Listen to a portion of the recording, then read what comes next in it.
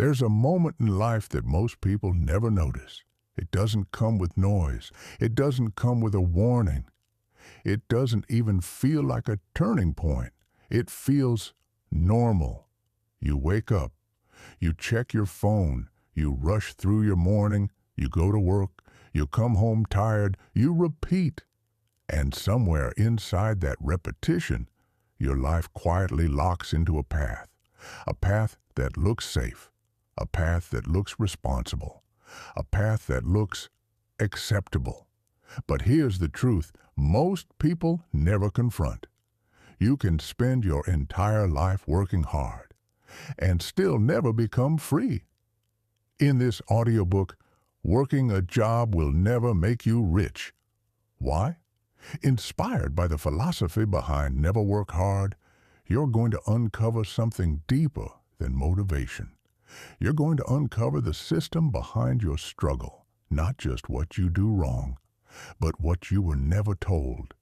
We're going to break this journey into chapters. You'll understand why effort alone doesn't equal wealth, why trading time keeps you trapped, why ownership changes everything, why discipline without direction is dangerous, and how to start shifting from survival to leverage. This is not financial advice, this is awareness, because awareness is the beginning of control. And here is your first truth. Hard work can build your character, but it will not build your freedom. Let that sit with you, because everything you've been told is about to be questioned. And by the end of this journey, you won't just see your life differently, you'll see the entire game differently. So stay with me, because Chapter 1 begins with a simple question. If hard work is the answer, why are so many hard-working people still stuck? Chapter 1. The lie that feels like truth. You were taught something early in life. Work hard, be responsible, stay consistent, and everything will work out. It sounds right. It feels right. It's repeated so often, it becomes unquestionable. But look around. The construction worker waking up before sunrise, the nurse working double shifts, the delivery driver pushing through exhaustion. Are they not working hard? Then why are they still chasing stability instead of living in freedom? This is where the illusion begins to crack. Because effort is visible, but leverage is invisible. And most people spend their entire lives mastering effort while completely ignoring leverage. The truth is not that hard work is useless. You need it. You need discipline. You need consistency. But if effort is all you have, then your life becomes a trade. Time for money. And here's the problem. No one explains clearly enough. Time is limited. You cannot double your day. You cannot multiply your hours. You cannot outwork the limits of your own existence. That's the ceiling, and most people never break it. They just hit it harder. You see it everywhere. People proud of being busy. People proud of being exhausted. People measuring their worth by how tired they are. But exhaustion is not success. It's often a sign of misdirection. As hinted in the competitor material, even those at the highest levels don't necessarily outwork everyone. They make fewer, more powerful decisions. Let that shift your thinking, because the world doesn't reward effort equally. It rewards value, it rewards positioning, it rewards ownership. And if you miss that, you can spend decades climbing a ladder that was never meant to lead you out. So ask yourself honestly, are you building something or are you maintaining something? Because there's a difference, and that difference determines your future. Working hard in the wrong system doesn't make you successful. It makes you stuck. That's the first awakening. Dear friend, allow me to interrupt for a moment. Our team is currently working on improving our channel and videos. May we ask you, dear viewer, what you like about our videos, or perhaps what you would like to see in our videos. Perhaps a different video format or a different format for presenting audiobooks. Be skeptical. Your skeptical expert opinion can help us improve our videos even more. Thank you very much. We look forward to your comments under the video. Let's continue. Chapter 2, The Trap of Trading Time. Let's slow this down because this is where everything becomes real. There are two ways to earn money. The first is what most people do. You sell your time. You wake up. You give hours. You get paid. Simple, predictable, controlled. And here's why it feels safe. Because you know what you'll earn. But safety has a cost. Because every dollar you earn is tied to your presence. If you stop, the income stops. If you slow down, the income slows down.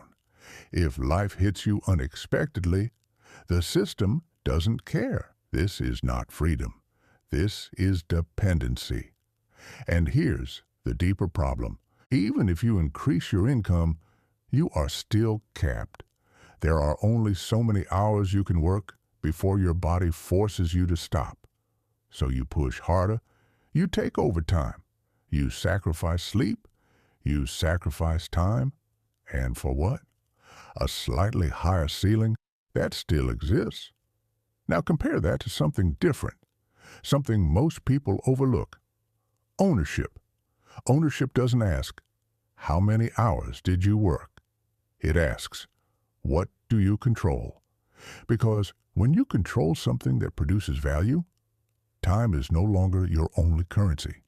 This is why two people can work equally hard and live completely different lives. Because one is trading time and the other is building leverage. This is not about luck. It's about structure. And most people were never taught to question the structure. They were taught to survive inside it, so they wake up every day running faster, inside the same circle. Let me ask you something. Have you ever felt like you're doing everything right, but still not getting ahead? That feeling is not random. It's a signal that effort alone is not the answer. And once you see it, you can't unsee it, because now the question changes. It's no longer, how can I work harder? It becomes, what am I actually building? And that question is where your life begins to shift. Because in the next chapter, we're going to break something even deeper, not just how money is made, but why the system was designed this way in the first place. And once you understand that, you will never look at your job the same way again. Chapter 3, The System You Were Born Into. There is something uncomfortable about truth. It doesn't shout. It doesn't argue. It simply sits there waiting for you to notice it. And once you do, it becomes impossible to ignore. You were not just taught to work hard. You were trained to fit. Think about it. From a young age, the path was already laid out for you. Go to school, follow instructions, meet expectations, stay consistent, get a job. No one sat you down and said, build ownership. No one explained leverage. No one showed you how systems actually create wealth. Instead, you were taught how to become efficient inside someone else's system. And here's the part most people never question. Why?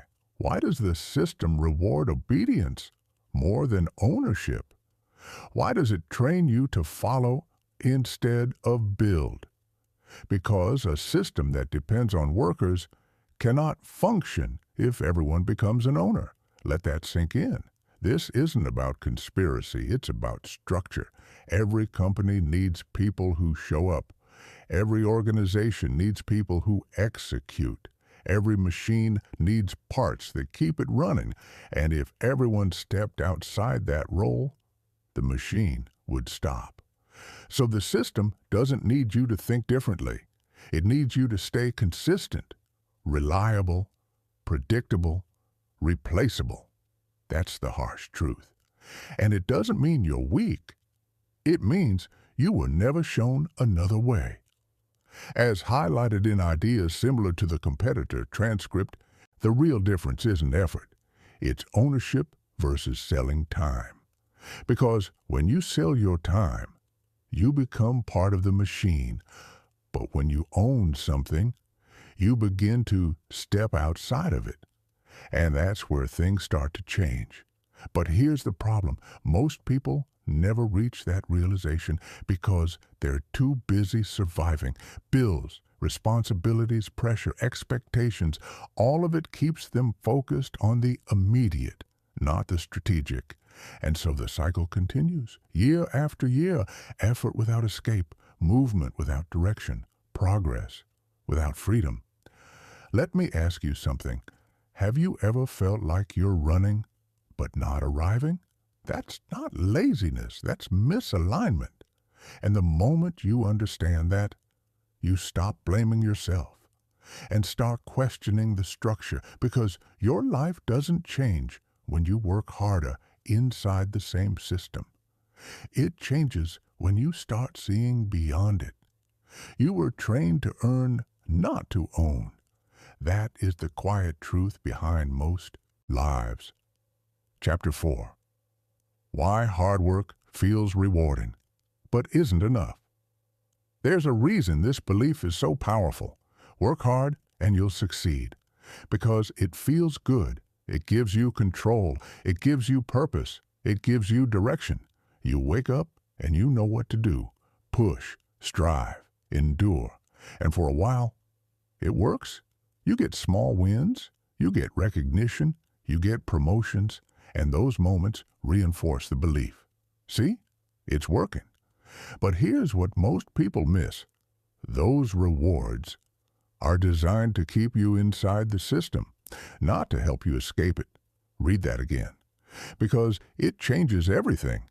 The system doesn't need to trap you by force. It keeps you by giving you just enough progress to stay. A raise, a bonus, a title, not enough to make you free, but enough to make you comfortable. And comfort is the most powerful trap of all, because once you're comfortable, you stop questioning, you stop exploring, you stop risking, you settle. And settling doesn't feel like failure. It feels like stability, but stability without growth is slow decline. That's why so many people wake up years later confused, tired, wondering where the time went, because they weren't lazy, they weren't careless, they were consistent, just in the wrong direction. This is the part that hits hardest, because it forces you to confront something uncomfortable. It's possible to do everything right and still end up stuck, not because you failed, but because the path itself was limited. So what do you do with that realization? Do you quit everything? Do you reject work completely? No, that's not the answer. Because the problem is not work. The problem is dependency. You don't escape by avoiding effort. You escape by redirecting it, by understanding where your energy goes and what it builds. Because every hour you spend is either maintaining your life or expanding it. And most people never make that distinction. They just keep going, faster, harder, longer, hoping that one day it will be enough. But hope without strategy is just delayed frustration. So here's the shift.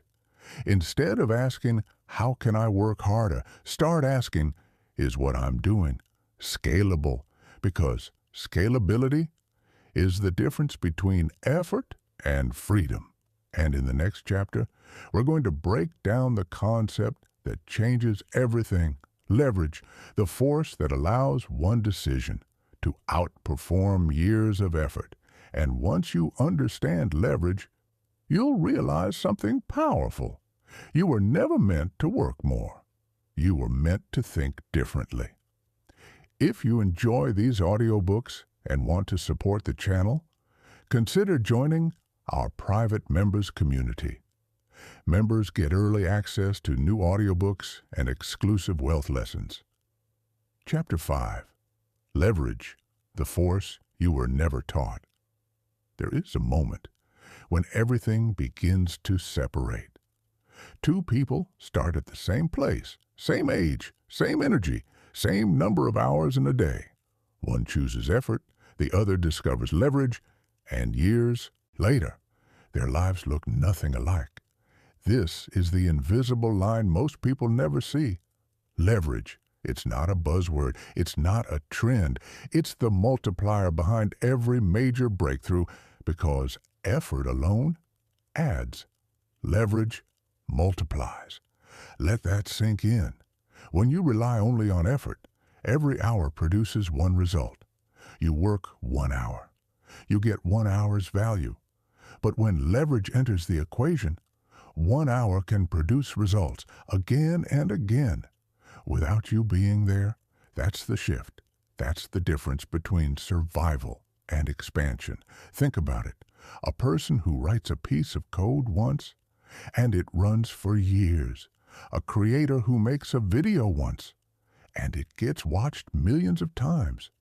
A business owner who builds a system once, and it produces income daily. Same time spent, different outcome. Why? Leverage. This is what most people miss.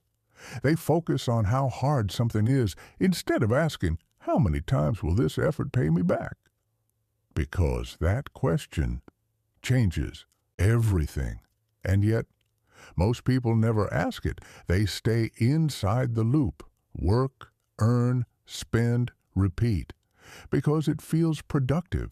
But productivity without leverage is just motion. And motion is not progress. You can be moving all day and still be in the same place. Now here's where it becomes uncomfortable. Because once you understand leverage, you start seeing your life differently. You start noticing how much of your time is building nothing that lasts.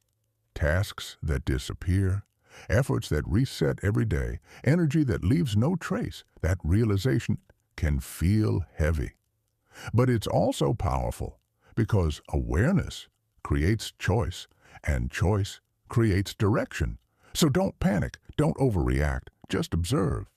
Ask yourself, what am I doing today that will still matter tomorrow? Because that question is the beginning of leverage thinking, and leverage thinking is the beginning of freedom.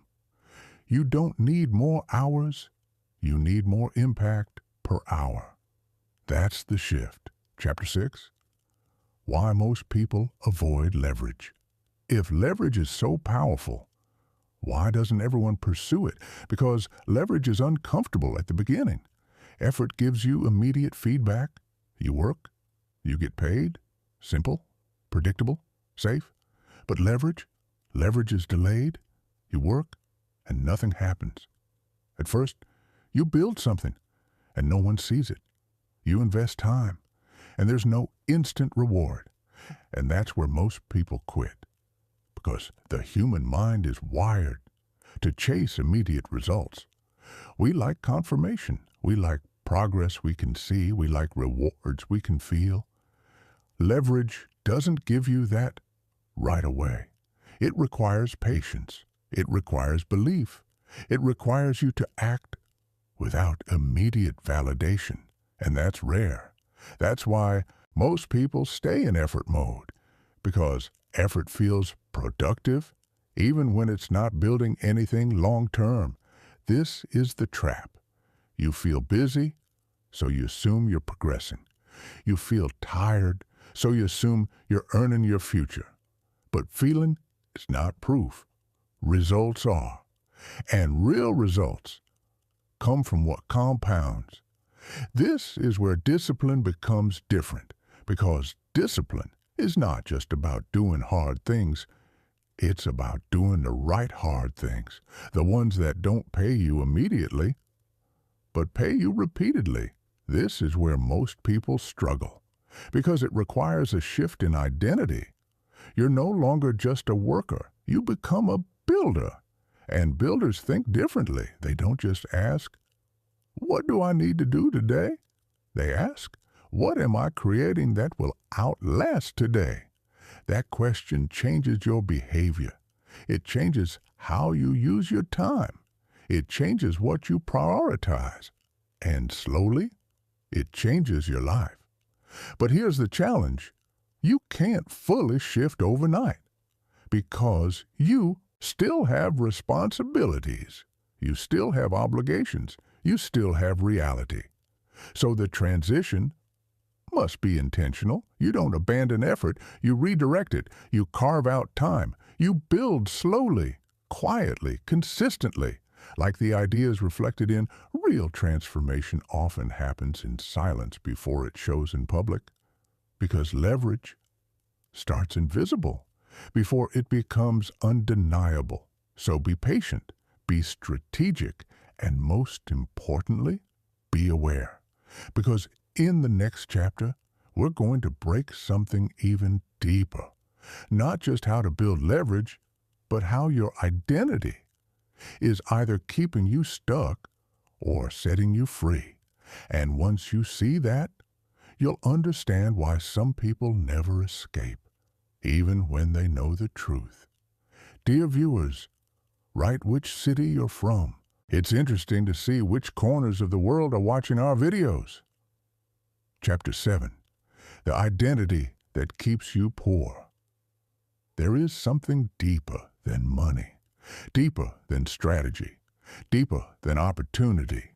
It's the way you see yourself, because whether you realize it or not, your identity controls your decisions, and your decisions control your life. You can learn about leverage, you can understand ownership, you can even agree with everything you've heard so far, but if your identity hasn't shifted, you will return to what feels familiar. That's the hidden loop. Most people don't stay stuck because they lack knowledge. They stay stuck because they recognize themselves in the struggle. They say things like, "I'm just someone who works hard. I'm not the type to start something. I play it safe. I don't take risks." And without realizing it, they build a mental cage. Because once you define yourself that way, every decision starts aligning with it. You choose stability over growth. You choose comfort over expansion. You choose predictability over possibility. Not because you're incapable, but because it feels like you. That's powerful and dangerous. Because your life doesn't follow your potential, it follows your identity. Let that land. If you see yourself as someone who trades time, you will keep trading time. If you see yourself as someone who builds, you will start building. Even when it's uncomfortable, even when it's uncertain, even when it's slow. This is why some people never escape the cycle, even after realizing it exists, because awareness without identity change creates frustration. You see the truth, but you don't act on it, and that gap becomes painful. So how do you shift? You don't wait until you feel ready. You act into a new identity. You start making decisions that align with the person you want to become, not the person you've been. This is where discipline becomes real, not forced, not external, internal. You begin to think differently. You begin to ask better questions. You begin to tolerate discomfort because you understand its purpose, and slowly your identity evolves from worker to builder, from consumer to creator, from dependent to intentional. This doesn't happen overnight, but it starts with one decision, one shift, one moment where you say, "I'm not staying the same," because staying the same is the real risk. You don't rise to your goals, you fall to your identity. That's the truth most people avoid. Chapter 8. The Comfort Trap That Feels Like Progress. Let's talk about something subtle, something that doesn't feel dangerous, but quietly keeps people stuck for years. Comfort. Not extreme comfort, not laziness, but just enough comfort. A stable income, a predictable routine, a manageable life. Nothing too exciting, nothing too painful, just steady. And here's why it's dangerous. Because it removes urgency. You're not struggling enough to change, but you're not growing enough to escape. You're in between. And in between is where time disappears. Years pass. Opportunities fade. Potential slowly dissolves. Not because you made a mistake, but because you stayed comfortable. This is one of the most powerful traps in modern life. Because it looks like success. You have a job. You pay your bills. You maintain your life. From the outside, everything seems fine. But inside, there's a quiet voice asking, is this it? And most people ignore that voice. They distract themselves. They scroll. They watch. They consume. Because facing that question requires change.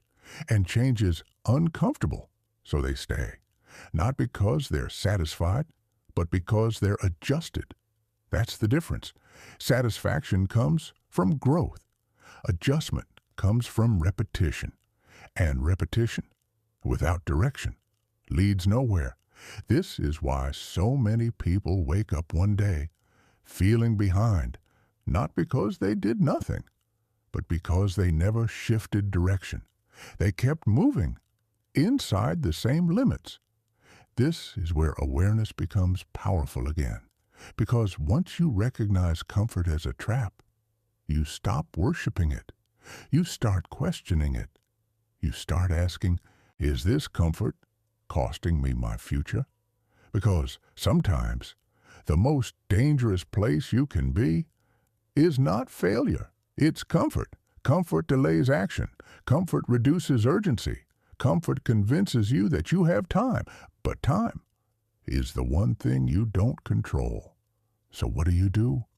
You introduce intentional discomfort, not chaos, not reckless risk, but growth-driven discomfort.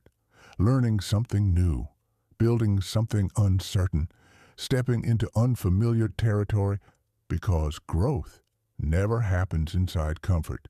It happens at the edge of it. And the more you lean into that edge, the more your life expands. But here's the truth. Most people will hear this, understand it, and still not act. Because comfort is addictive, and breaking it requires a decision most people delay.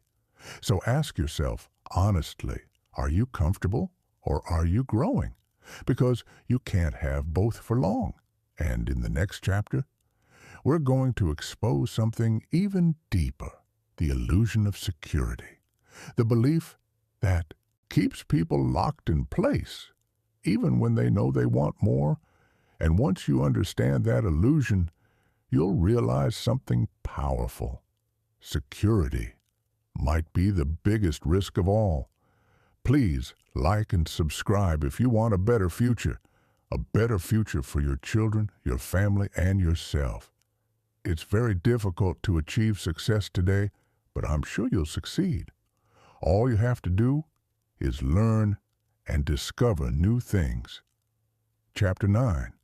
The Illusion of Security. Security. It's one of the most powerful words in your life. It sounds responsible. It sounds mature.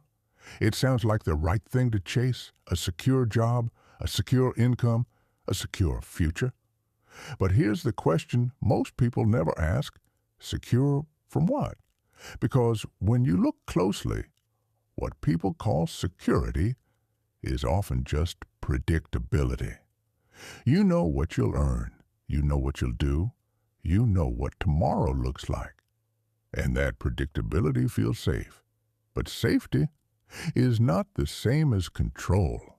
In fact, it can be the opposite, because when your entire life depends on one source, one employer, one income stream, one structure, you are not secure. You are exposed. You just don't feel it because it hasn't been tested yet. That's the illusion. Everything feels stable until something changes. A company downsizes. An industry shifts. Technology replaces roles. Circumstances you can't control show up. And suddenly, that security disappears, not because you did something wrong, but because you never owned the system. You were part of it. And when you're part of something you don't control, your stability is temporary. This is not fear. This is awareness. Because real security doesn't come from predictability. It comes from adaptability, from skills that transfer, from assets that produce, from systems you control. That's real security, the kind that doesn't vanish overnight. But most people never build that because they're too focused on protecting what they have instead of expanding what they control. And this is where things get real, because chasing security often costs you opportunity. You avoid risks, you avoid uncertainty, you avoid growth, and over time, you become dependent on stability. You need it, you rely on it, you protect it, even if it's limiting you. That's the trap, because the more you depend on it, the harder it becomes to leave it. And the longer you stay, the more your options shrink. Not because you're incapable, but because you've adapted to comfort. So let me ask you something honestly. Is your life secure or just predictable? Because those are not the same, and confusing them can cost you everything. Security built on dependence is not security. It's delayed risk. That's the truth most people don't want to hear. Chapter 10. Why freedom requires responsibility. Freedom. Everyone wants it. More time, more choice, more control over their life. But here's what most people don't understand. Freedom is not given. It's built, and it comes with a cost, responsibility. This is where many people hesitate, because responsibility is heavy. It means no excuses, no blaming, no waiting. It means your results are yours.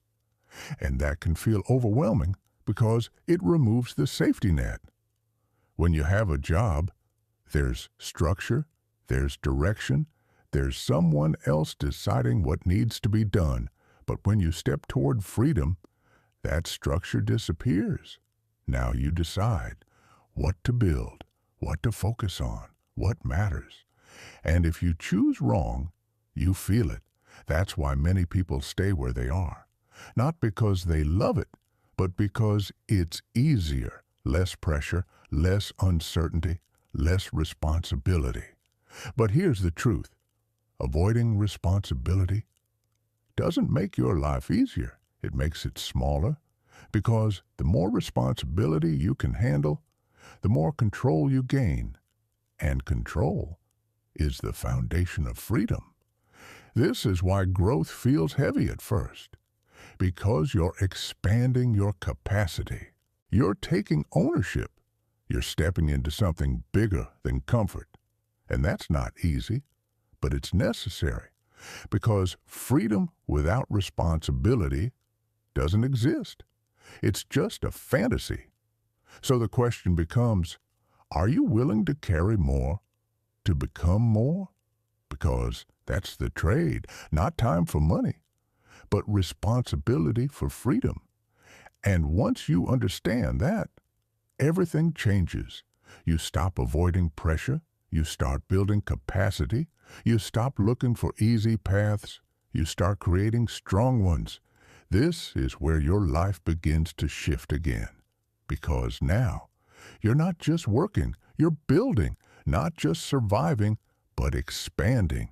And it doesn't happen all at once. It happens step by step, decision by decision, day by day, like the ideas reflected in even one focused hour used intentionally, can begin shifting your direction, because change doesn't require everything at once.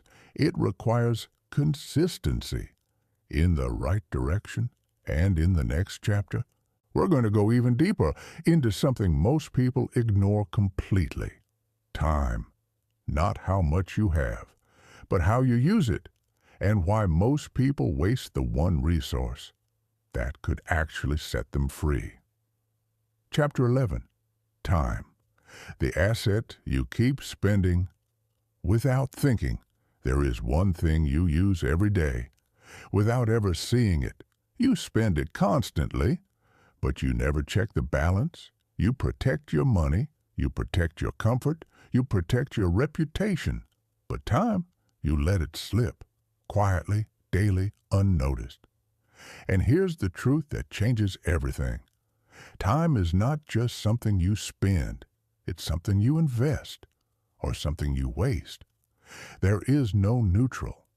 Every hour is doing something: building or maintaining, expanding or repeating, moving you forward or holding you in place. But most people never think about time this way. They think in days, in weeks, in routines, not in direction. So they wake up and follow patterns: work, eat, scroll, sleep, repeat. And it feels normal, because everyone around them is doing the same thing. But normal is not the same as intentional, and intentional is what separates growth from stagnation. Let me ask you something honestly. If someone recorded your last 7 days, would it show a life being built or a life being repeated? That question is uncomfortable, but it's necessary, because your life is not shaped by what you plan. It's shaped by what you repeatedly do. And repetition, without awareness, becomes a trap. You don't notice the days passing. You don't notice the patterns forming. You don't notice the opportunities being ignored. Until one day, you feel behind, not because you were lazy, but because you were unaware. This is where time becomes dangerous, because it doesn't feel urgent. It feels endless. You think, I'll start later. I have time. I'll figure it out. But later is the most expensive word in your life, because it creates delay, and delay creates distance. Distance from your potential, distance from your goals, distance from the life you could be building. This is why people stay stuck for years, not because they lack ability, but because they delay action. They wait for clarity. They wait for motivation. They wait for the perfect moment. And while they wait, time keeps moving, quietly, relentlessly, without asking for permission. That's the part most people underestimate. Time doesn't pause for uncertainty. It doesn't slow down for hesitation. It moves. And every day you don't use intentionally becomes a day you can't get back. So what's the shift? You stop treating time like something you have, and start treating it like something you allocate. You decide where it goes, because if you don't decide, something else will. Distractions, habits, other people's priorities, they will take your time without asking. That's why awareness matters, because once you see time as an asset, you start protecting it differently. You stop wasting hours on things that don't matter. You stop giving attention to things that don't build you. You stop living on autopilot, and you start asking, what is this hour creating? Because that question changes everything. Now, here's where it connects back to jobs, to effort, to everything we've been talking about. When you trade time for money, you are exchanging your most valuable asset for something that gets spent. Think about that. You give hours for income that disappears. Bills, expenses, lifestyle, gone. But the time, gone forever. This is why the system works, because it keeps you focused on earning, not on building. And as long as you stay focused on earning, you stay in the loop. You work to make money. You spend the money. You need to work again. Cycle. But when you shift your thinking, something changes. You start asking, how can I use my time to create something that lasts? That's the beginning of leverage again. Because now, your time is not just being spent, it's being invested into skills, into systems, into assets, things that can grow, without requiring your constant presence. This is where your life begins to shift, not instantly, not dramatically, but directionally, and direction is everything. Because small shifts in direction, over time, create massive differences in outcome. That's the power of time. Not in a single day, but in accumulation. So don't underestimate it. Don't ignore it. Don't waste it. Because time is not just passing, it's shaping your life. Every single day, an hour is not just an hour. It's a decision about your future. And in the next chapter, we're going to go even deeper into something that quietly steals more time than anything else. Distraction, the invisible force that keeps you busy but never progressing. Chapter 12, Distraction, the silent killer of potential. Distraction doesn't feel dangerous. It doesn't look like failure. It doesn't look like destruction. It doesn't look like anything serious at all. It looks like normal life. Checking your phone for a minute, scrolling for a few seconds, watching something to relax, just small breaks, just quick escapes. Nothing harmful, right? But here's the truth most people never confront. Distraction doesn't destroy your life all at once. It dissolves it, slowly, minute by minute, hour by hour, day by day, and because it's gradual, you don't notice it. That's what makes it powerful. You don't feel like you're wasting time. You feel like you're taking a break. You don't feel like you're falling behind. You feel like you're staying balanced. But balance, without direction, becomes stagnation. Let's be honest for a moment. How many times have you picked up your phone without a reason? How many times have you opened an app without thinking? How many hours have disappeared without creating anything meaningful? That's not accidental. That's design. Because in today's world, your attention is the most valuable asset you have. And everything around you is competing for it. Apps, platforms, content, notifications, all designed to keep you engaged, not to help you grow, but to keep you consuming. Because the longer you stay distracted, the less you build, and the less you build, the more dependent you remain. That's the cycle, and most people never break it. Because distraction feels harmless, but it's not. It's expensive. It costs you focus.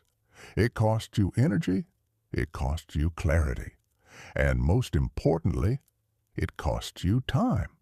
The one thing we just established, you can never get back. This is why so many people feel busy, but not productive, because they're constantly switching.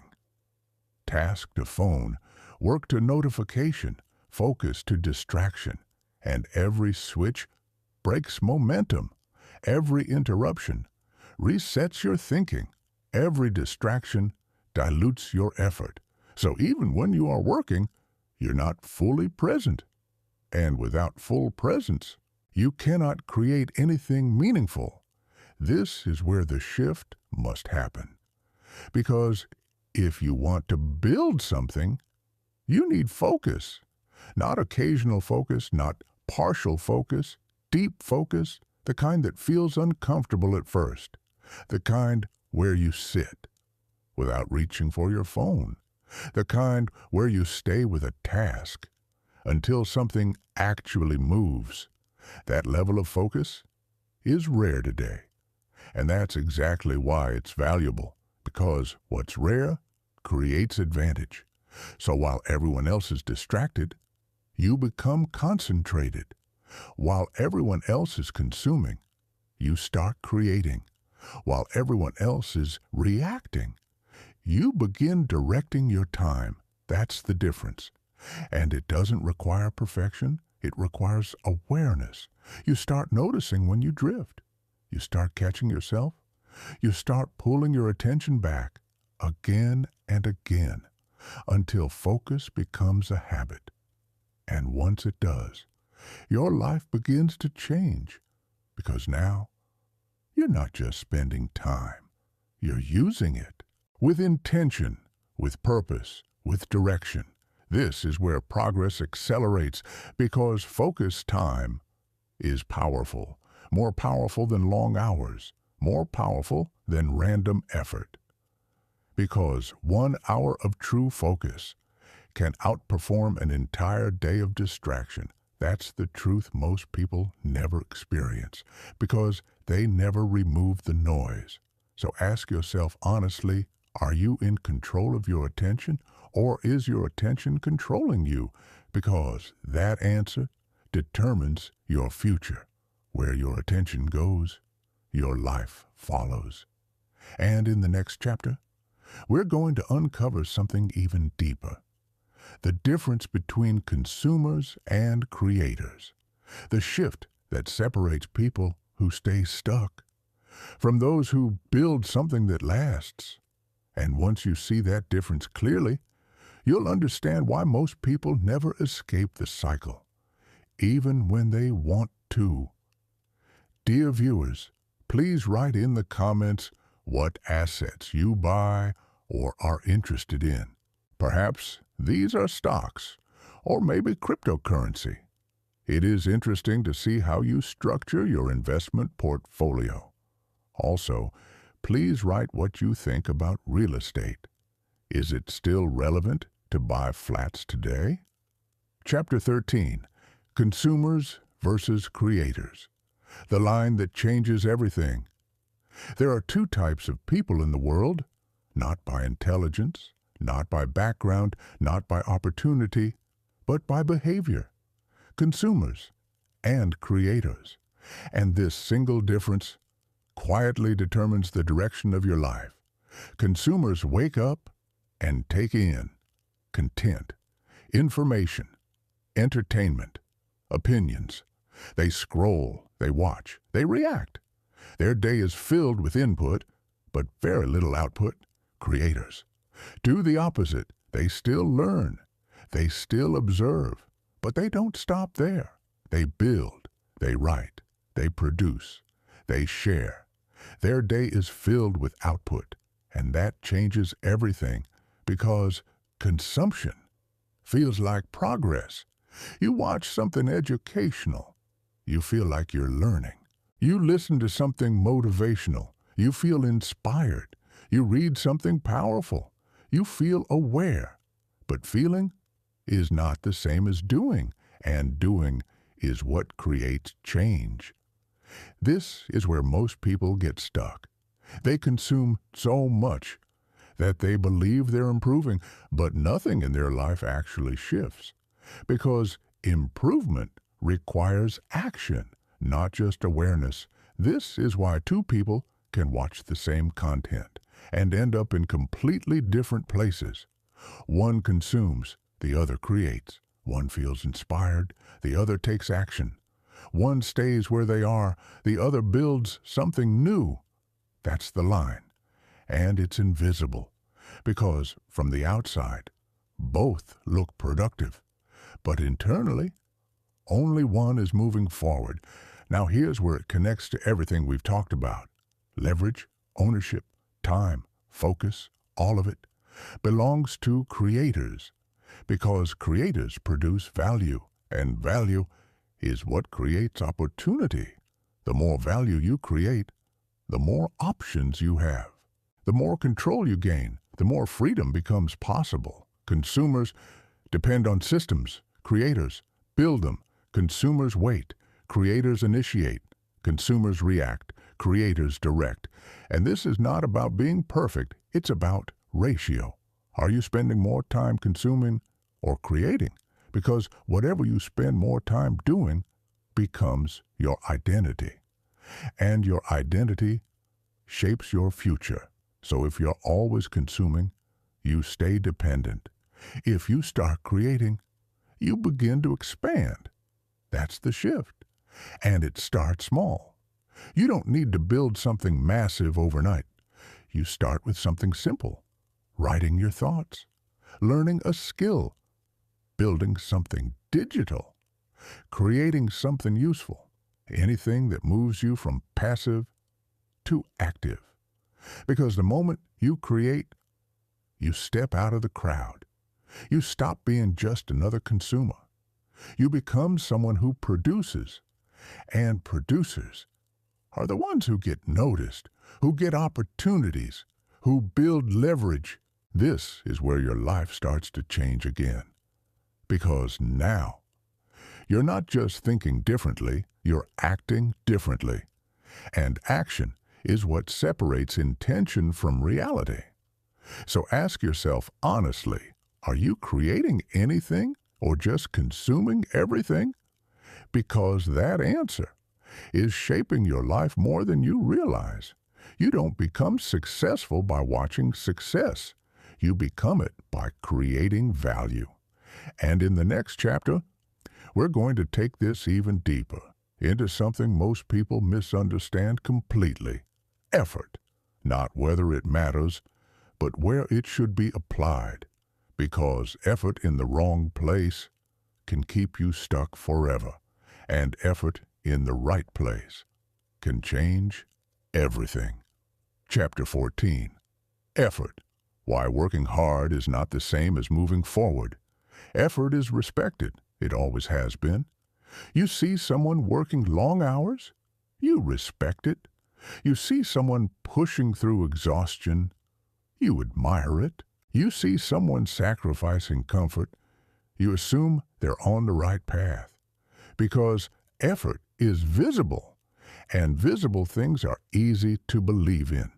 But here's the truth that changes everything.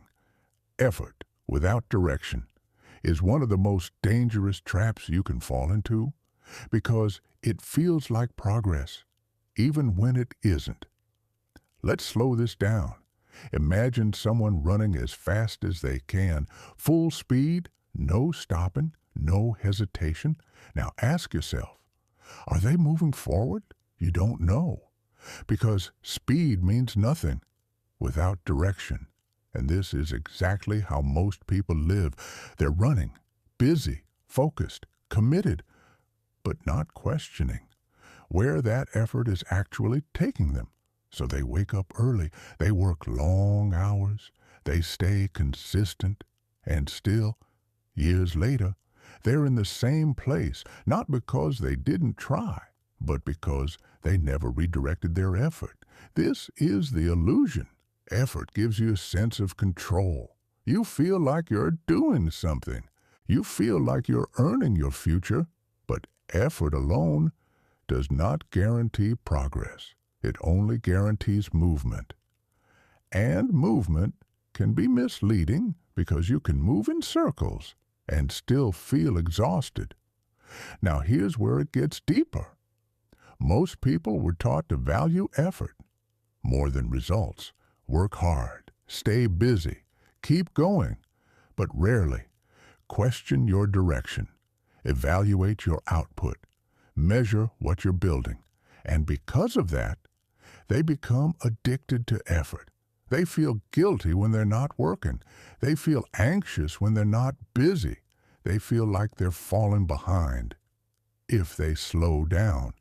But slowing down is sometimes necessary because clarity doesn't come from speed. It comes from awareness.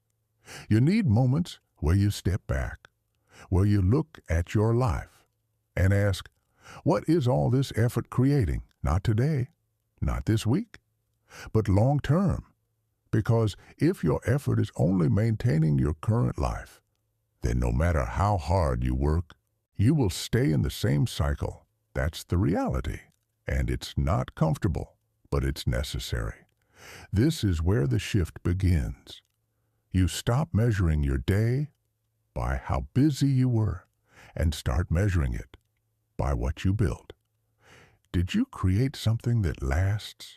Did you move toward ownership? Did you increase your leverage? If the answer is no, then the effort needs to be redirected, not increased, redirected, because more effort in the wrong place only deepens the trap. Now, here's the part most people struggle with.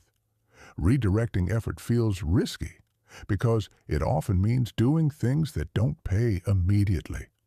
Learning new skills, building something from scratch, investing time without instant return. And that feels uncomfortable because you're used to effort producing quick results. Work to money, simple, but building doesn't work like that. It's slower. At first, you put in effort and nothing happens. You try again. Still nothing. And that's where most people stop. They go back to what feels productive, what feels safe, what feels familiar. But here's the difference. Effort in a job pays you once. Effort in building can pay you repeatedly. That's leverage again. And this is where everything connects.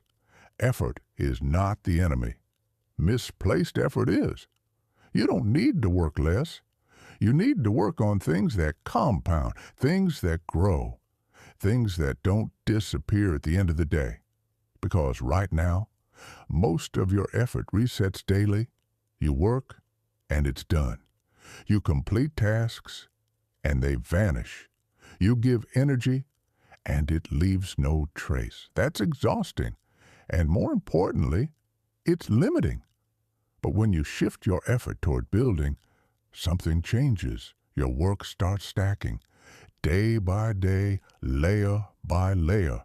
And over time, that stack becomes something real, something that produces, something that frees you. But it requires patience. It requires vision. It requires you to trust a process. That doesn't reward you immediately. And that's rare. That's why most people stay where they are. Because they choose visible progress over meaningful progress. But meaningful progress is what changes your life. So let me ask you something honestly. Are you working hard or are you working forward? Because those are not the same. And confusing them is one of the biggest reasons people stay stuck. Effort without direction drains you. Effort with direction transforms you. And in the next chapter, we're going to break something even more powerful: income versus wealth. Because most people think they're the same, but understanding the difference might be the most important shift in this entire journey. Chapter 15, Income versus Wealth. The difference that changes your life. Most people believe they want more money, but what they actually want is something completely different. They want freedom. They want control. They want peace. Money is just the tool they think will give them that. But here's the problem. Most people chase income, thinking it will lead to wealth, and those two things are not the same. Let's break this down slowly. Income is what you earn. Your salary, your hourly pay, your monthly cash flow. It's active. It requires your time. You show up, you get paid. You stop, it stops. That's income. And there's nothing wrong with it. It's necessary. It's how most people survive. But wealth? Wealth is different. Wealth is what you own. Assets, systems, things that produce value without requiring your constant presence. That's the shift. Income depends on you. Wealth works without you. Now here's where it becomes real. You can have a high income and still have no wealth. You can earn a lot and still be dependent. Because if your lifestyle depends on your income, then you are one interruption away from losing stability. That's not freedom, that's pressure. And many people live there. They upgrade their lifestyle as their income increases. Better house, better car, more expenses. And now they need that income to survive. So even if they earn more, they feel stuck because they can't step away. They can't slow down. They can't stop. That's the trap. Income creates comfort, wealth creates freedom, and confusing the two is one of the biggest mistakes people make. Now let's go deeper. Why does this happen? Because income is immediate. You work, you see results. It feels good. It feels like progress. But wealth is delayed. You invest, you build, you wait, and nothing happens at first. That's why most people don't pursue it seriously, because it doesn't reward you instantly. It requires patience. It requires long-term thinking.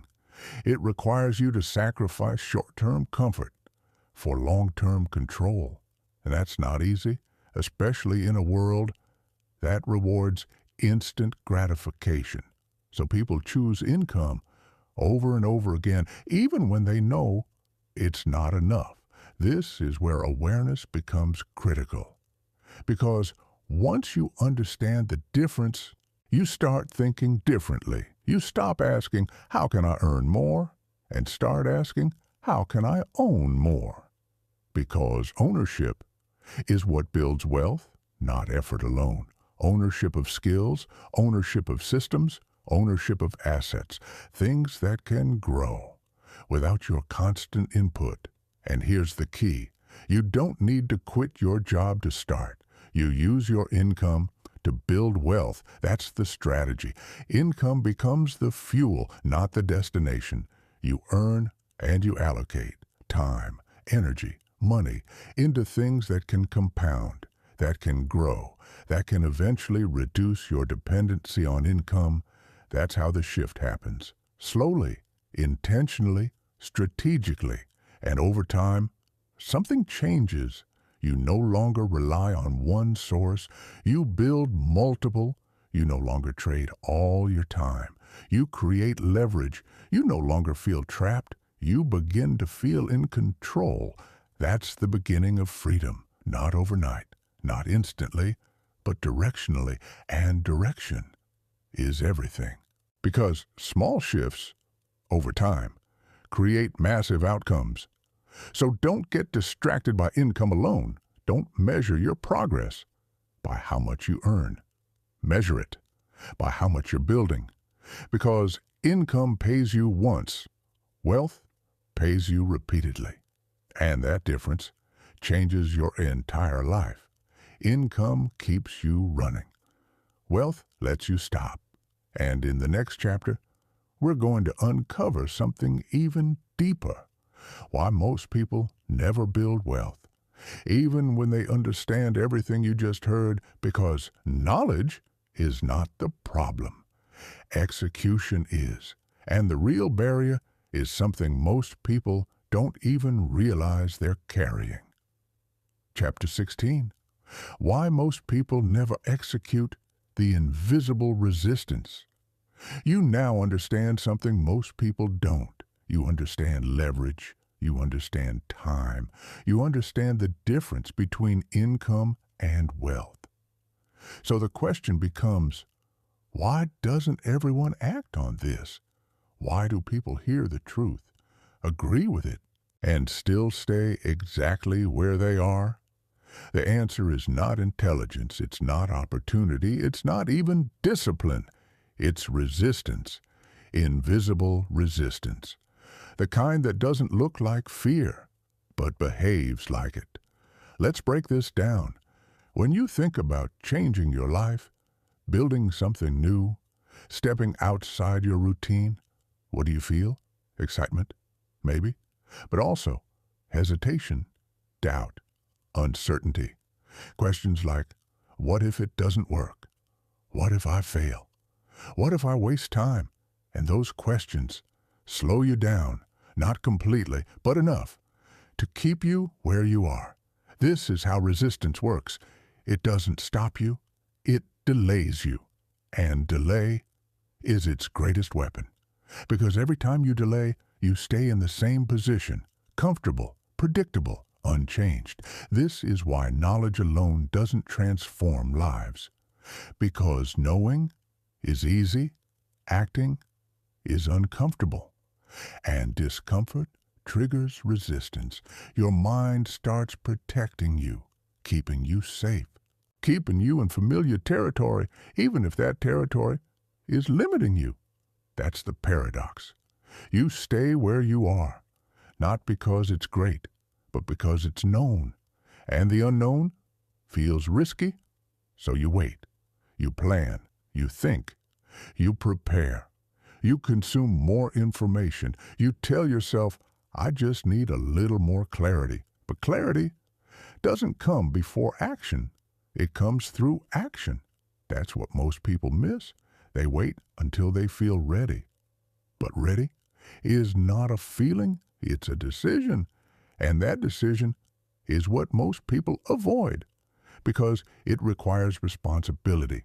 It requires stepping into uncertainty. It requires accepting that things might not go perfectly. But here's the truth. Nothing changes until you move. Not perfectly, not completely, but intentionally. This is where execution begins. Not when everything is clear, but when you decide to take the first step anyway. Now let's go deeper. Resistance doesn't always look like fear. Sometimes it looks like distraction. You tell yourself you'll start tomorrow, but you scroll instead. You tell yourself you'll build something, but you stay busy with tasks. You tell yourself you're working on your future, but you're just maintaining your present. That's resistance in disguise. It keeps you occupied without moving you forward. And because you're doing something, you don't feel stuck. But you are. That's the danger. So how do you break it? You stop negotiating with it. You stop waiting for motivation. You stop asking yourself if you feel like it. And you start acting despite the resistance. Because resistance doesn't disappear before action. It disappears because of action. The moment you start, it weakens. The moment you continue, it fades. The moment you stay consistent, it loses control. This is where discipline becomes real, not as a concept, but as a tool. You do what needs to be done, even when it's uncomfortable, even when it's unclear, even when it's slow, because you understand something now. Waiting is not neutral, it's costly. Every day you delay is a day you don't build. Every day you hesitate is a day your life stays the same. And over time, that adds up. That's how years disappear. Not through failure, but through hesitation. So the shift is simple, but not easy.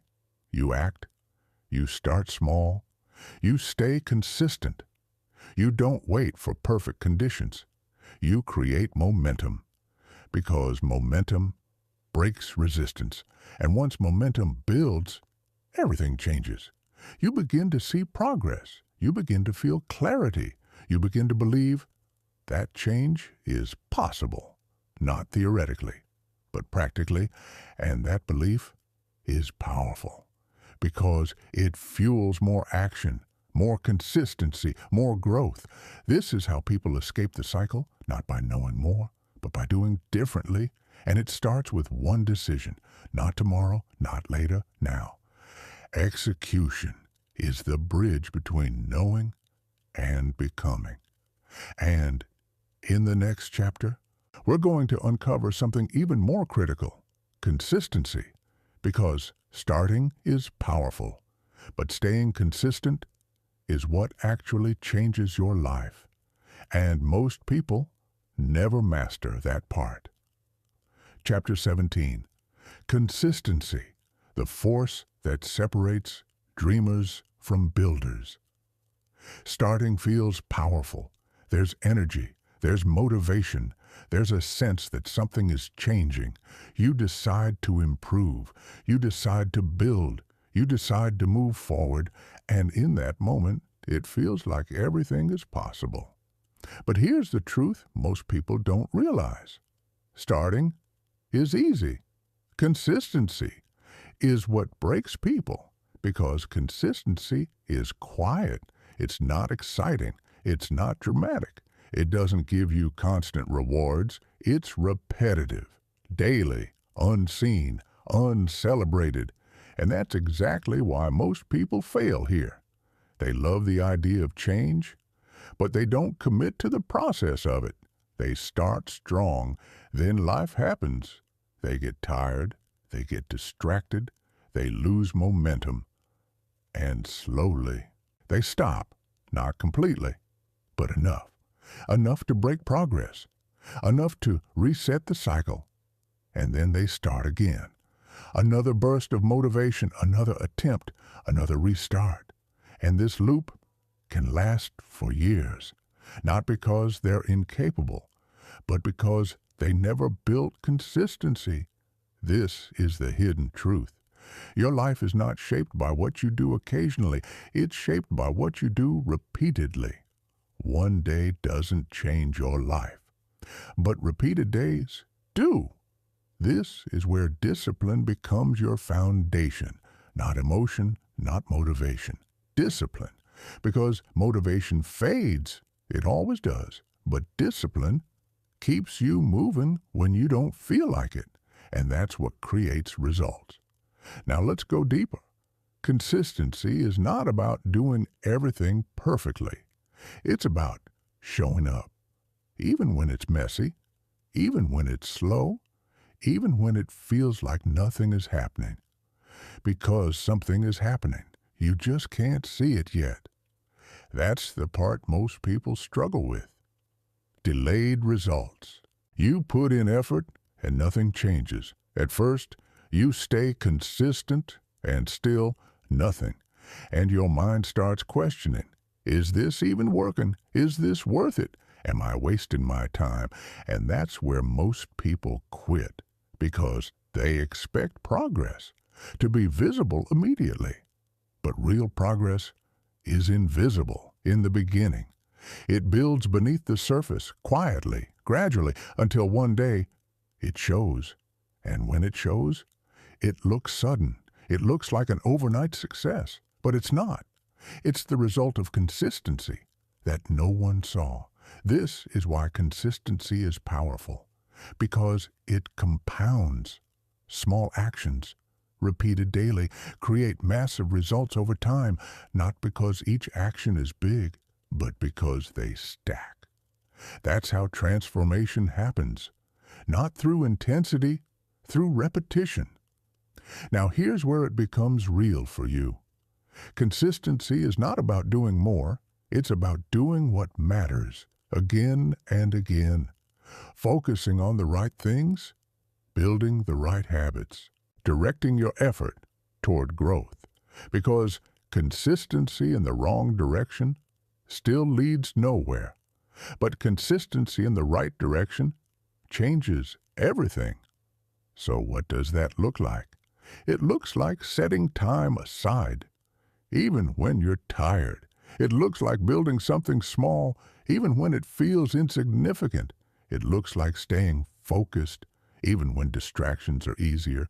It looks like choosing growth over comfort, daily, not occasionally, daily, because daily actions shape identity, and identity shapes your life. This is where everything connects again. Time, focus, leverage, execution, all of it depends on consistency, because without consistency, nothing compounds, nothing builds, nothing lasts. And that's why most people stay stuck, not because they don't start, but because they don't continue. So ask yourself honestly, are you consistent or just motivated sometimes? Because that answer explains your current results. And more importantly, it predicts your future. Consistency turns effort into results. Without it, effort disappears. And in the next chapter, we're going to uncover something even deeper: patience. Because consistency without patience leads to frustration. And frustration is where most people give up. Chapter 18, Patience, the discipline of waiting without quitting. There is a phase in every journey where nothing seems to happen. You're working, you're consistent, you're doing the right things, and still, no visible results, no big breakthrough, no dramatic change, no clear reward, just silence. This is the phase where most people quit, not because they're lazy, not because they're incapable, but because they lose patience. And patience is one of the hardest disciplines to build because it goes against everything you've been trained to expect. Instant results, quick feedback, immediate rewards. That's the world you live in. You click, you get, you order, it arrives, you post, you see reactions. Everything is fast. Everything is immediate. So when you step into a path, that requires time. Your mind resists. It starts asking, why isn't this working yet? How long is this going to take? Should I try something else? And those questions start to shake your consistency. You begin to doubt the process. You begin to second-guess your direction. You begin to feel like you're stuck. But here's the truth most people never understand. You're not stuck. You're early. Let that sit. Because there's a difference. Being stuck means nothing is changing. Being early means something is changing. You just can't see it yet. This is where patience becomes powerful, because patience allows you to continue without immediate proof. It allows you to stay consistent without constant validation. It allows you to trust the process before the results show. And that's rare. That's why most people never reach meaningful success, because they quit right before things start to compound. They plant seeds, then dig them up because they don't see growth fast enough. They start building, then abandon it because it doesn't pay immediately. They stay consistent for a short time, then stop because they expect faster results. And that cycle keeps them stuck, not because the process doesn't work, but because they don't stay with it long enough. This is where you must shift your thinking. Stop measuring progress by short-term results. Start measuring it by long-term direction. Because real growth takes time. Skills take time. Systems take time. Leverage takes time. Wealth takes time. And that's not a flaw. That's the design. Because if it were easy, everyone would have it. But they don't, because most people don't have patience. They want results now. And when they don't get them, they stop. So if you want to separate yourself, you don't need to be the smartest. You don't need to be the most talented. You need to stay longer, stay focused longer, stay consistent longer, stay committed longer, because time, combined with consistency, creates results. That's the formula most people ignore. Now here's where patience becomes real. It's not passive, it's active. You're not waiting, doing nothing. You're working, building, improving every day, but without expecting instant rewards. That's the balance. Effort with patience, consistency with trust, action without desperation. This is how real progress happens. And once you understand this, something shifts inside you. You stop rushing, you stop comparing, you stop looking for shortcuts, and you start focusing on the process. Because you know, if you stay with it, the results will come, not instantly, but inevitably. And that's powerful, because now you're not driven by urgency. You're driven by direction, and direction is what leads to real change. So ask yourself honestly, are you giving your efforts enough time to actually work? Or are you quitting before they have a chance to grow? Because that answer explains everything. Patience is not waiting. It's continuing without seeing results yet. And in the next chapter, we're going to uncover something even more important: environment.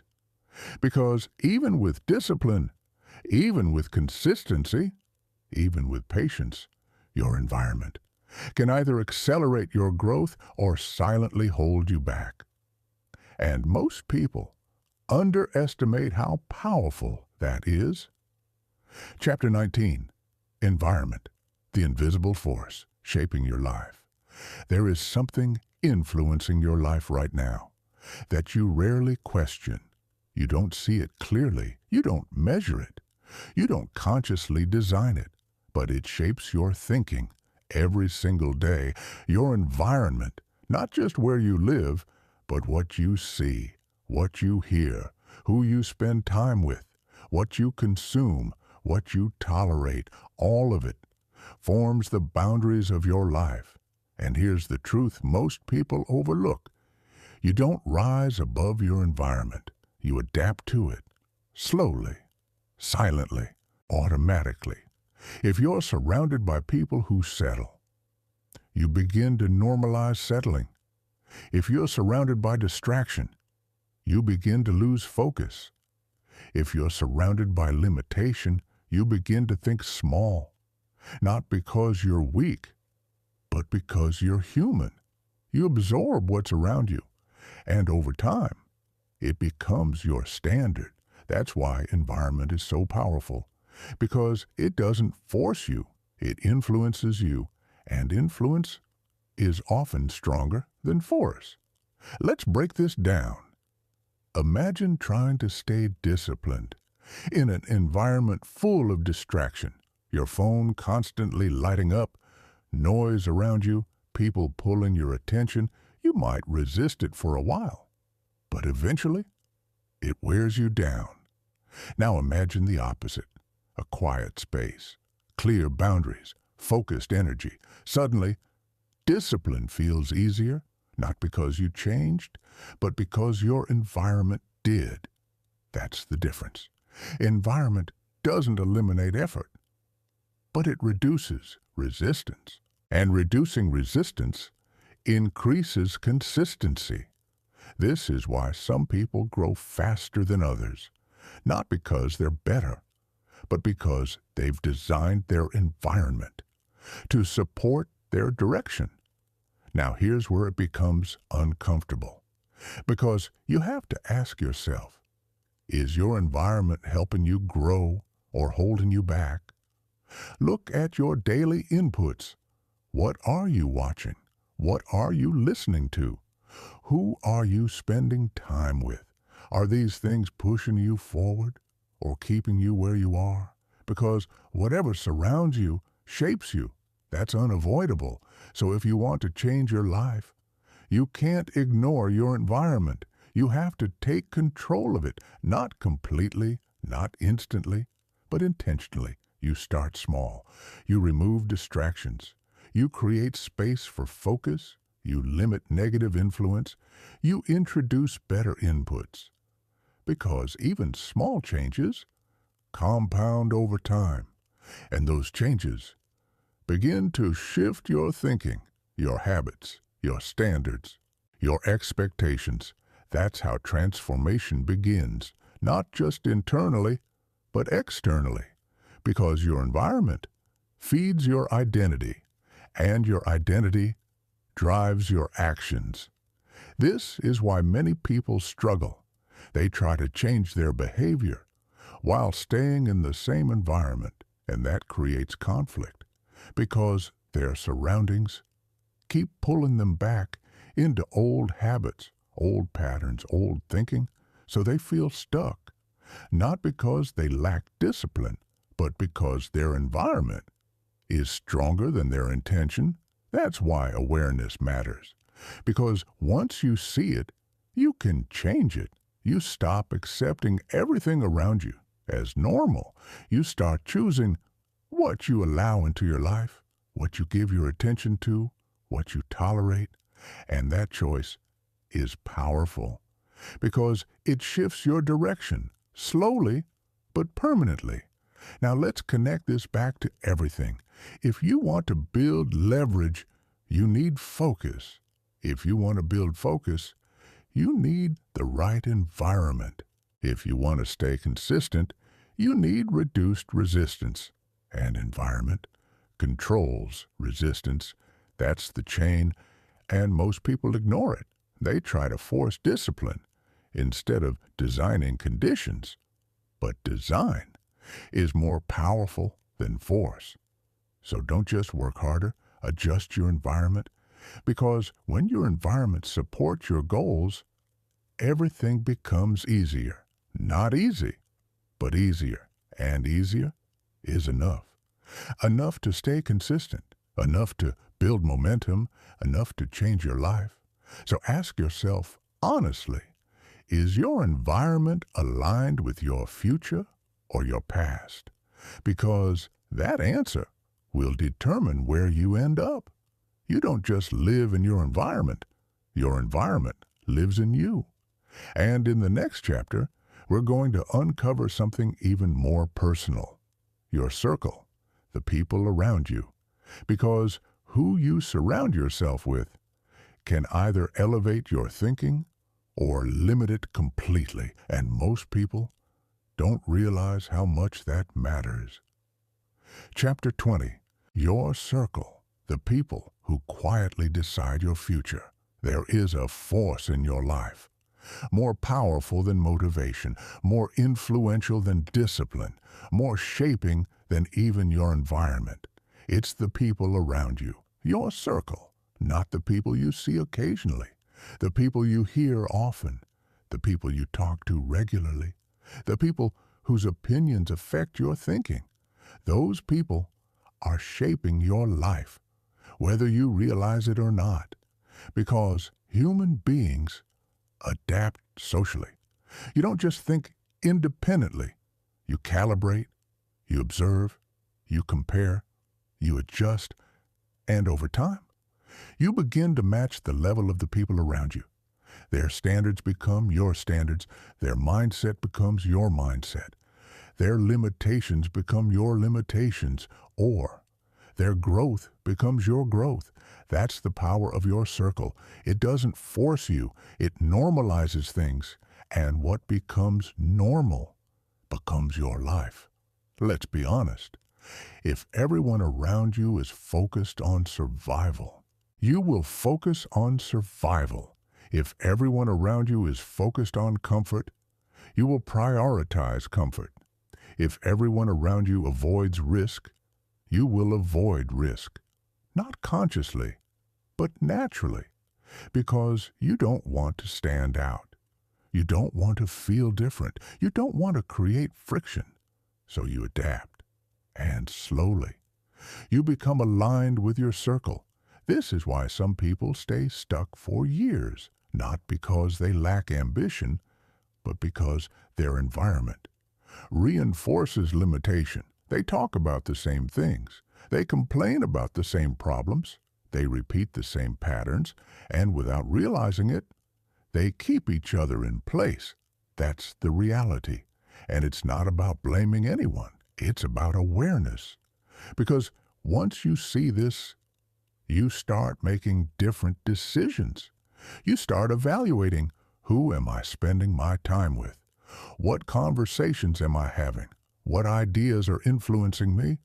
Because every conversation plants something in your mind, and those thoughts shape your actions.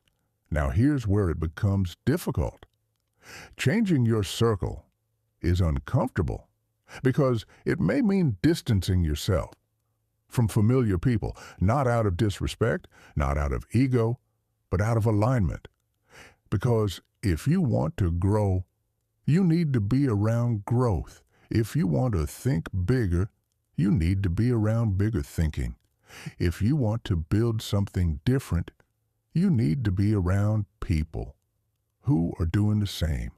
That doesn't mean abandoning everyone. It means being intentional. It means adding new influences, new perspectives, new conversations.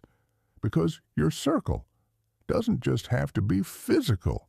It can be digital, books, content, mentors you follow, voices you listen to. All of it becomes part of your circle so you can choose what influences you, what shapes your thinking, what pushes you forward, because if you don't choose your circle, it will choose you, and that choice will define your direction. Now let's connect this to everything again. You want to build leverage, you need new thinking. You want to shift your identity, you need new influence. You want to stay consistent, you need support. And your circle provides all of that or takes it away. That's why this matters so much. Because even with discipline, even with awareness, the wrong circle can pull you back quietly, consistently, until you settle again. So ask yourself honestly, are the people around you helping you grow or helping you stay the same? Because that answer is shaping your future more than you realize. And here's the truth that many people avoid. Growth often requires separation, not forever, but enough to become who you're meant to be. Because you cannot evolve while constantly returning to the same mindset. That's the reality. And accepting it is part of the journey. So don't fear it. Understand it. Use it. Because when your circle aligns with your direction, everything accelerates, your thinking sharpens, your standards rise, your actions improve, and suddenly, what once felt difficult becomes normal. That's the power of the right circle. It doesn't push you, it elevates you. You don't just choose your circle chooses your future. And in the next chapter, we're going to bring everything together, not as theory, but as action. Because understanding all of this means nothing if you don't apply it. And the next step is where your real journey begins. Chapter 21, The Shift from Worker to Builder. This is where everything comes together, not as ideas, not as concepts, but as a decision. Because up to this point, you've seen the truth. You've seen the limits of trading time. You've seen the power of leverage. You've understood identity, focus, environment, and execution. But none of it matters until you shift. And the shift is simple to say, but difficult to live. You move from being a worker to becoming a builder. Now understand this clearly. This is not about quitting your job tomorrow. This is not about reckless decisions. This is about identity, about direction, about what you are building alongside what you are doing. Because most people live like this. They work, and that's it. Their entire energy goes into maintaining their current life. Nothing is being built beyond that. No systems, no assets, no leverage, just repetition. But a builder lives differently. They still work, they still handle responsibilities, but they also build quietly, consistently, intentionally. They carve out time, even when it's inconvenient, even when it's small, because they understand something most people don't. The future is not created during your job. It's created in what you build outside of it. That's the shift. And it changes everything. Now let's make this real. What does building look like? It looks like developing skills that are not tied to your job. It looks like creating something that can exist without your constant presence. It looks like learning how value is created and stepping into that process, not just consuming it. Building can be digital. Building can be intellectual. Building can be strategic, but it must have one thing: the potential to grow beyond your time. That's the key. Because if what you're doing still requires you constantly, then you're still trading time, just in a different form. So you begin to think differently. You start asking, what can I build today that will still exist tomorrow? And you act on that. Not perfectly, not massively, but consistently. Because small builds lead to big outcomes over time. Now here's the part that matters most. You don't wait until you feel ready. You start before you're confident. You start before you're clear. You start while it's uncomfortable. Because clarity comes from action. Confidence comes from repetition. And momentum comes from starting. This is where most people hesitate. They want to understand everything first. They want guarantees. They want certainty. But building doesn't work like that. It's uncertain. At first, you try things, you learn, you adjust, you improve, and slowly you begin to see results. But those results come from movement, not from thinking. So the shift is this: you stop preparing endlessly, and you start building imperfectly, because imperfect action beats perfect hesitation every time. Now, let's go deeper. This shift also changes how you see your job. It's no longer your identity. It's a tool, a resource, a way to fund your transition. Instead of relying on it completely, you use it strategically. You extract value from it and redirect that value into what you're building: time, money, energy, all allocated with intention. That's how the transition becomes real, not through sudden change, but through consistent redirection. And over time, something powerful happens. What you're building starts to grow, slowly at first, then faster, then noticeably, and eventually, it begins to reduce your dependence. That's the moment things shift, not overnight, but undeniably. Because now you have options, and options are the foundation of freedom. So don't overcomplicate this. You don't need the perfect plan. You don't need massive resources. You need a decision to stop living only as a worker and start becoming a builder. Because that identity changes your actions, and your actions change your life. You don't escape the system by quitting it. You escape it by building beyond it. And in the next chapter, we're going to take this even further into something practical: how to begin, not in theory, but in reality. Because knowing what to do is only powerful when you actually do it. And the next step is where everything becomes real. Chapter 22, How to Begin, the First Real Steps Toward Freedom. This is the moment where everything becomes real, because understanding is comfortable. It feels productive. It feels like progress. It feels like change. But real change begins when you act. And the question now is simple: where do you start? Not in theory, not in ideas, in reality, in your current life, with your current situation, because waiting for the perfect moment is just another form of delay. So let's strip this down. No complexity, no confusion, no overthinking, just clarity. Step 1, you claim your time. Not all of it, just a part of it. Because you don't need 10 hours a day. You need one focused hour. 1 hour, that is yours. No distractions, no interruptions, no excuses. Just you and your future, as reflected in ideas like, even one intentional hour can begin to shift everything, but only if it's used correctly, not for consumption, for creation. That's the difference. So in that hour, you build, you learn a skill, you create something, you develop something that didn't exist before. It doesn't have to be perfect. It doesn't have to be big. It just has to move you forward. That's step one. Now step two, you choose a direction, not 10 directions, not endless options.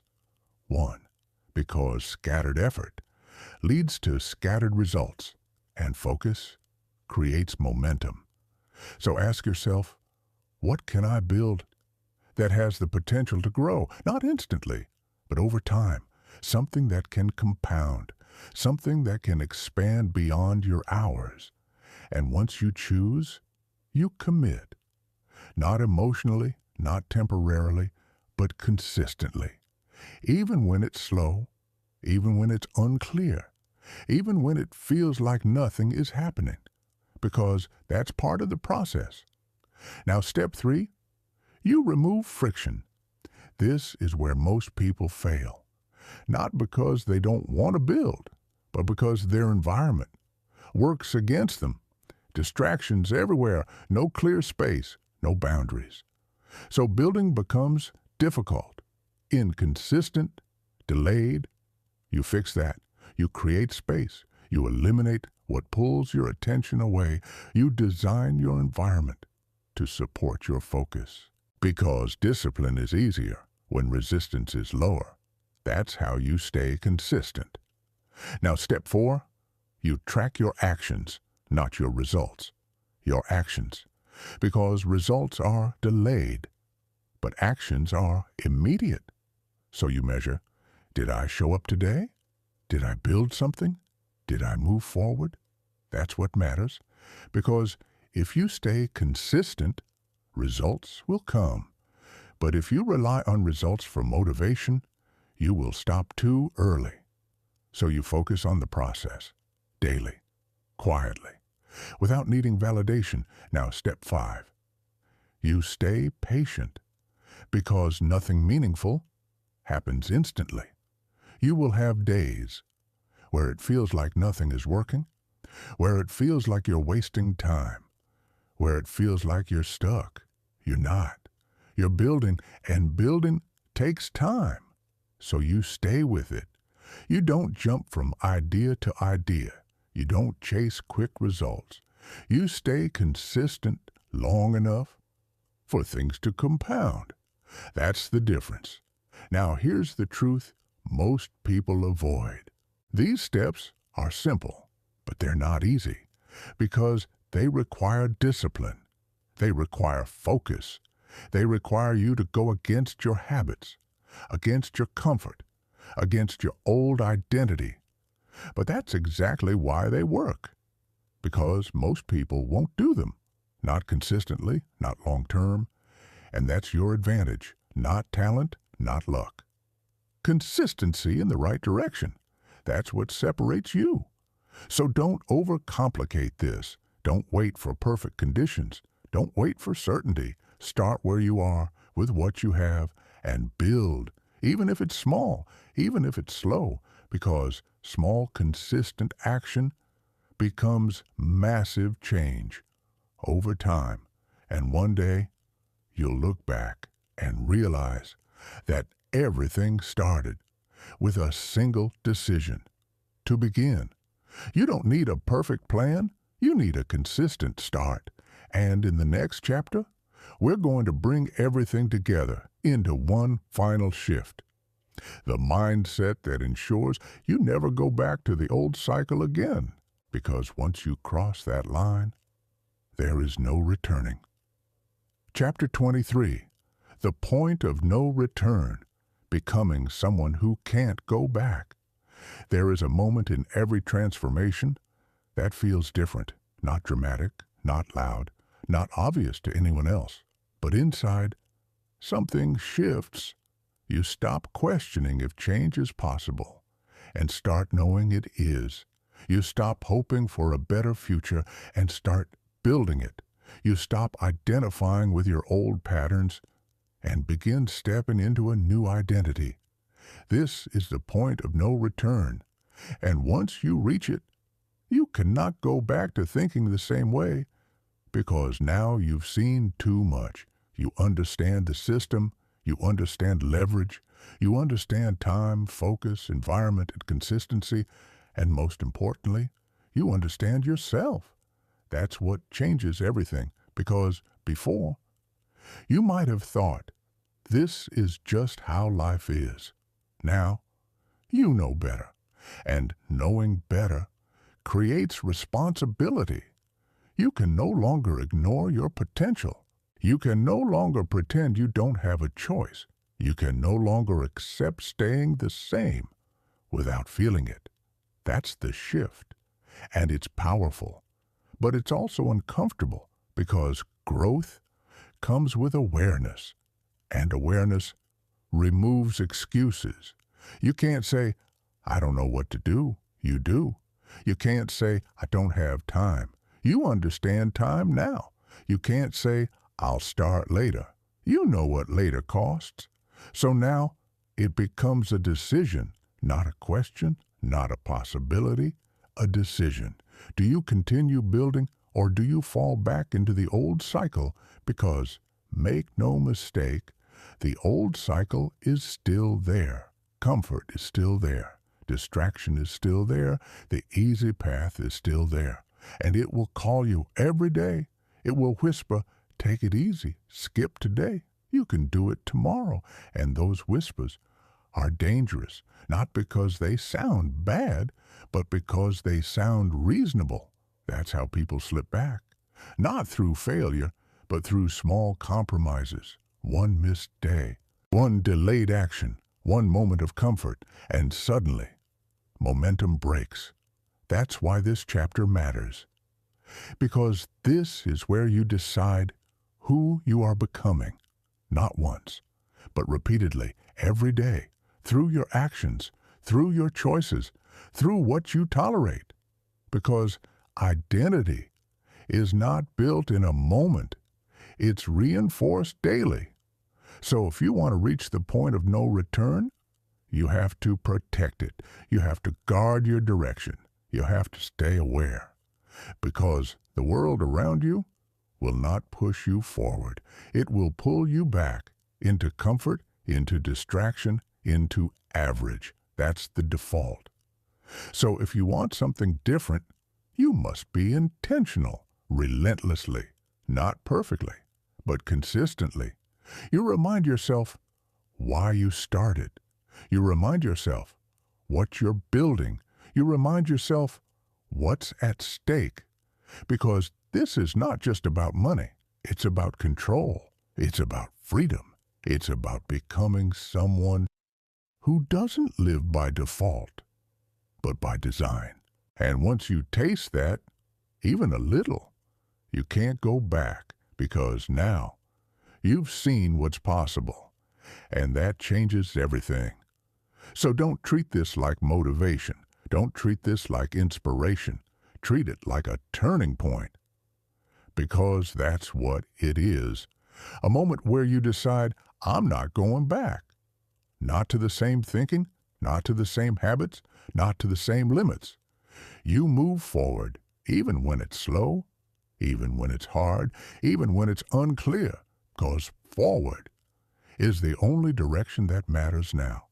And that decision, that quiet internal commitment, is what separates people who change their lives from those who stay the same. Once you see the truth, going back becomes a choice. And in the next chapter, we're going to bring this journey to its peak. Not just understanding, but ownership. Because the final step is not learning how the game works. It's deciding that you're going to play it differently. Chapter 24, Ownership, the moment you take control of your life. There comes a point where everything you've learned stops being information and starts becoming responsibility. This is that point, because now you understand something most people never fully grasp. No one is coming to change your life, not your boss, not your environment, not the system. And that's not negative, it's powerful, because it means it's in your hands. Ownership. This is the final shift, the one that separates people who stay stuck from those who take control. Because as long as you believe that something outside of you will fix your life, you will wait, you will hesitate, you will delay. But the moment you take ownership, everything changes. You stop blaming, you stop waiting, you stop depending, and you start building. Now let's make this real. Ownership means this. If your life is not where you want it to be, you take responsibility for changing it. Not perfectly, not all at once, but intentionally. Because blaming the system keeps you inside it. Waiting for better conditions keeps you in the same place. But ownership moved you forward, even when things are difficult, even when things are unfair, even when things are unclear. Because you understand something now. You may not control everything, but you control your direction, and direction is enough. This is where your mindset shifts completely. You stop asking, why is this happening to me? And start asking, what can I do next? That question is powerful because it leads to action, and action creates change. Now here's the deeper truth. Ownership is not just about your actions. It's about your standards, what you accept, what you tolerate, what you allow into your life. Because your standards define your results. If you accept distraction, you will stay distracted. If you accept comfort, you will stay comfortable. If you accept limitation, you will stay limited. But if you raise your standards, everything changes. You begin to expect more from yourself, not emotionally, but practically. You show up when it's inconvenient. You build when it's slow. You stay focused when it's difficult because you've decided that your future matters. That's ownership, and it's not loud. It doesn't need validation. It doesn't need approval. It's quiet, consistent, unshakable. Now here's the part most people struggle with. Ownership means you can't go back to excuses. You can't say, I don't have time. I'm too tired. I'll start later. Because you know what those mean now. They mean delay, and delay costs you your future. So instead, you act. Not because you feel like it, but because you've decided that you will. That's the difference. Now let's connect this to everything one last time. Leverage requires ownership. Consistency requires ownership. Focus requires ownership. Growth requires ownership. Because without ownership, everything becomes optional. And optional effort doesn't create real change. But ownership removes the option. It creates commitment. And commitment creates results. This is where your life shifts again, because now you're not just learning, you're applying. You're not just understanding, you're becoming. And that process is what builds a new life. Not instantly, not dramatically, but permanently. So ask yourself, honestly, are you still waiting, or have you decided? Because that decision is the difference between staying the same and becoming something more. Ownership is the moment your life becomes your responsibility, and your responsibility becomes your power.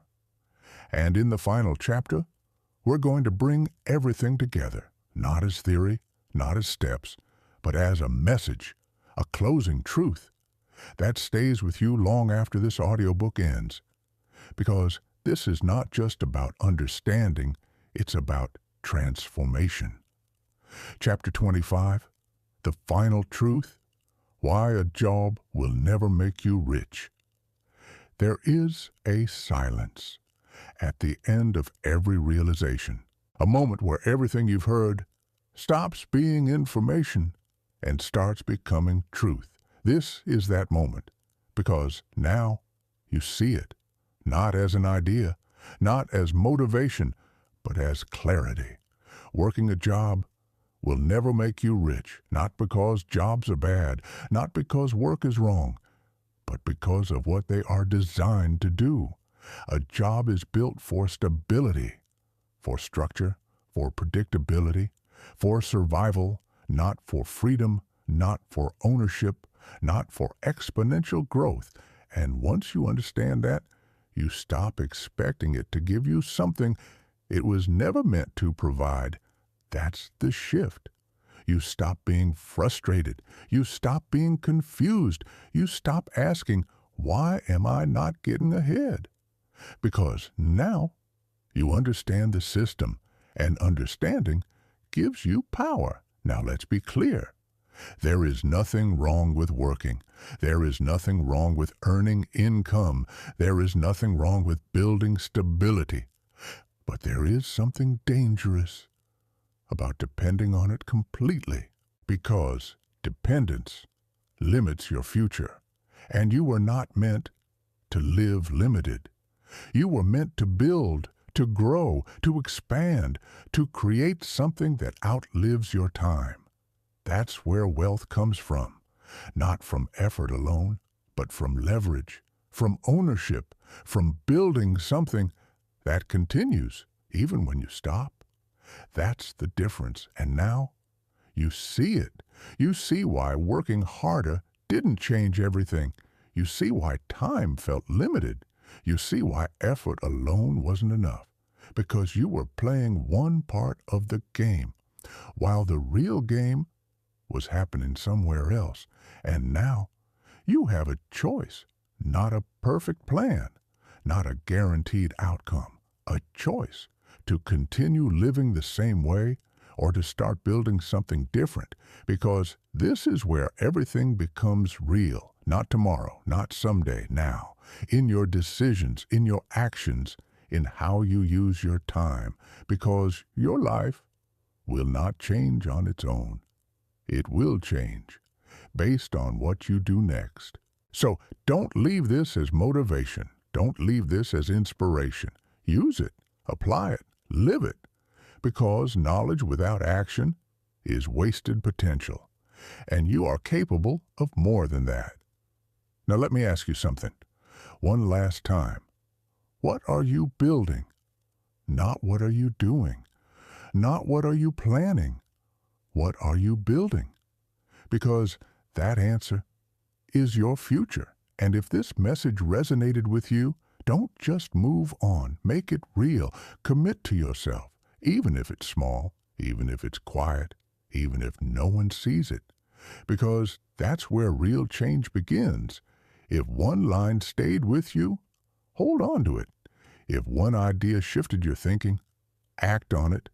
And if you're serious about becoming more, stay consistent, stay focused, stay intentional.